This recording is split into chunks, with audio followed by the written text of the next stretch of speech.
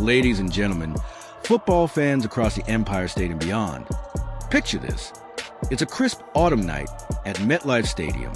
The roar of Big Blue shaking the stands like thunder rolling in from Hudson.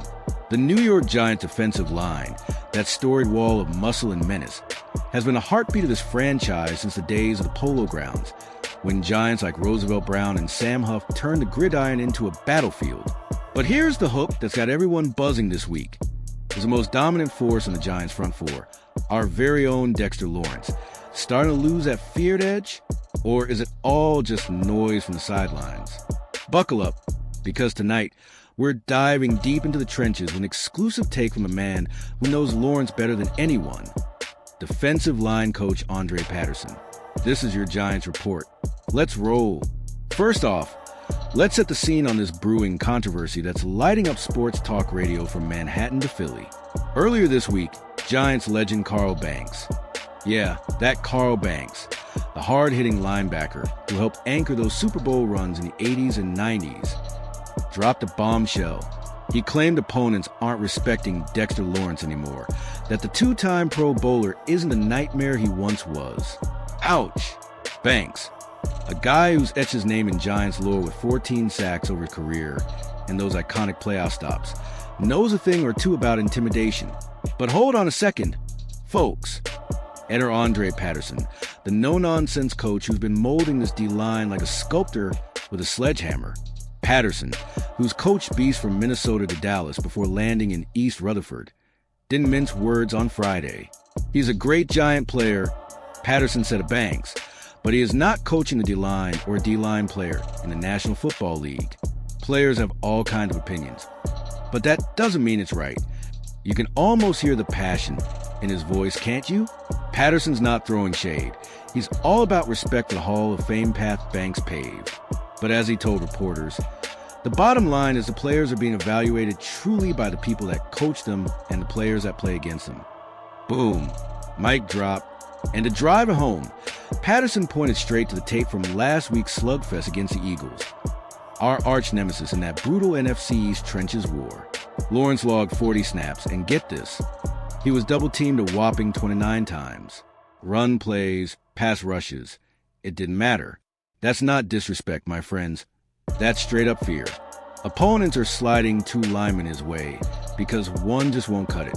According to NFL Next Gen stats, heading into Week 8, Lawrence has been doubled on a league-high 61.2% of his pass rushes this season. That's not slipping under the radar. That's being the radar. Now, let's zoom in for that in-depth breakdown, because as a Giants diehard, I live for these moments where we peel back the playbook. Dexter Lawrence, affectionately known as Salt for that Louisiana spice he brings, entered the league in 2019 as the 17th overall pick from Clemson, where he was part of that ferocious Tigers D that steamrolled Alabama in the national championship. At 6 feet 4 inches, 340 pounds of pure granite, he's the anchor in the middle, the guy who eats blocks for breakfast and spits out chaos for lunch. Last year, despite playing just 12 games, he terrorized quarterbacks with 9 sacks and 16 QB hits, a monster stat line that had Philly's Jalen Hurts peeking over his shoulder. But this season, the numbers whisper a different story. 7 pressures, 0 sacks on 209 pass rushes, a career-low 3.3% pressure rate. What's going on? Is it the ghost of that elbow injury from last December, the one that sidelined him and tested his iron will? Lawrence shut that down himself this week. Nah, I'm 100%. It's football. Adapt or get left in the dust. Patterson's got the real tea, though, and it boils down to scheme. See, the Giants' offensive coordinator, Shane Bowen, fresh off that Titans tenure where he schemed up hidden gems, has tweaked the alignments. Per Pro Football Focus, Lawrence has been slotted in the A-gap a league-leading 175 times this year, averaging 21.8 snaps per game. That's nose tackle territory, right in the gut of the offensive line, where you're double-teamed by default and your job is to clog lanes like a New York traffic jam. Last season, he was there for 27.6 snaps across 12 games, but now it's ramped up with 159 B-gap reps, 10 fewer than before. Why the shift? It's tactical genius, or at least that's the coach's spin. He's not a three technique that gets one-on-one, Patterson explained. He's trapped right in the middle, and he made a name for himself. Translation for the casual fan. A three-tech is that speedy edge rusher who feasts on isolated matchups, like a young Michael Strahan slicing through Cowboys tackles back in '99. Lawrence? He's the immovable object, the LT 2.0, Lawrence Taylor's spiritual successor, that Hall of Fame linebacker who once quipped, "I'm the best defensive player to ever play this game," and backed it with 132.5 sacks. But Patterson's not sugarcoating. I get people look at the numbers and say, he's not playing to the numbers that he had last year. That part of it is true, but that does not mean he's not playing well. Imagine this. You're watching film study in the Giant facility, that state-of-the-art setup overlooking the Meadowlands, and Patterson's breaking it down snap by snap. "I watch the film every day," he insisted. "If he wasn't playing well, I would stand right here in front of you and tell you, he ain't playing well, and I've got to get him to play better." But that's not the truth. And here's the kicker. He doesn't baby his guys. I deal in truths. If you're not playing well, I get after you, no matter who you are. That's Patterson, a veteran's vet, 63 years young, who cut his teeth coaching the Vikings' Purple People Eaters reboot and now turns Giants linemen into wrecking balls. To put this in historical context, let's rewind the clock on Big Blue's defensive dominance. Because nothing fires up a Giants fan like a little legacy talk. Remember 2007?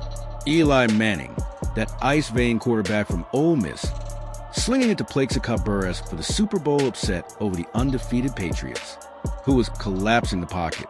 A D-line led by OSI, Umenyiora, and Strahan, sacking Tom Brady 6 times in the NFC Championship alone. Fast forward to 2011. Another ring, another miracle, with Justin Tuck and Jason Pierre-Paul raining havoc on Aaron Rodgers. The Giants' front four has always been an equalizer in the NFC East snake pit. Those blood feuds of the Eagles, where Birds fans still saw it over LT's helmet-to-helmet on Randall Cunningham in '86. The Cowboys' rivalry, where America's team fears the G-Men like a bad breakup. Even the Commanders, formerly Redskins, who we've owned in the playoffs like clockwork. Statistically, Lawrence's dip isn't isolated. The Giants' run defense ranks top 10, allowing just 3.9 yards per carry, largely because Salt is devouring doubles. Compare that to 2022's nightmare 6-11 slog, when injuries got to the line, and we surrendered 135 rushing yards a game. This year, we're at 98. That's Patterson's blueprint. Sacrifice some splashy sacks for suffocating control.